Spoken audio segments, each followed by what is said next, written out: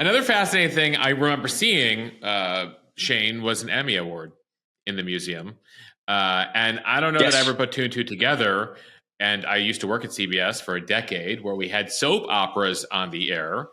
Yeah. And it actually turns out there's a new soap opera that you're involved with. But you guys literally put the soap in soap opera.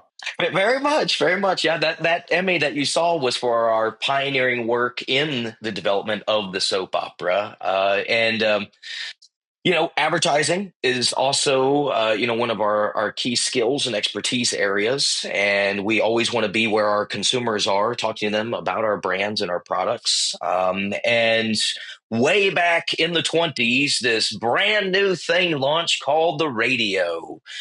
And people were just amazed with this. I mean, stuff was coming across the airwaves now, not just reading it in the newspaper or something. It was coming across the airwaves.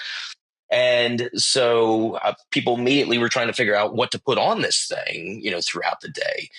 And of course, something entertaining made perfect sense. But a lot of the early radio shows, they were more instructional, and they would be short instructional, segments of things. And consumers basically quickly came back and said, actually, we don't want instruction.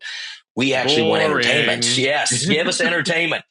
Give us dramas, give us action, give us things like that, and give us things that continue week on week so that we can continue to follow them. And so we had gotten involved. A lot of the early instructional shows we were also part of. They were sponsored by Crisco, which was a brand that we used to own and that we also had created back and launched in 1911.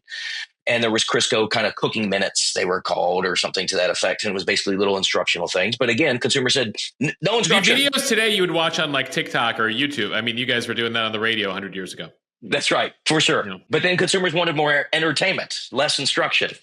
So we went to work on that and did research again with consumers. And they wanted romantic dramas, which we basically created. And they were these operatic little, short stories that were on the radio. And there was big soap company that was doing a lot of advertising during them.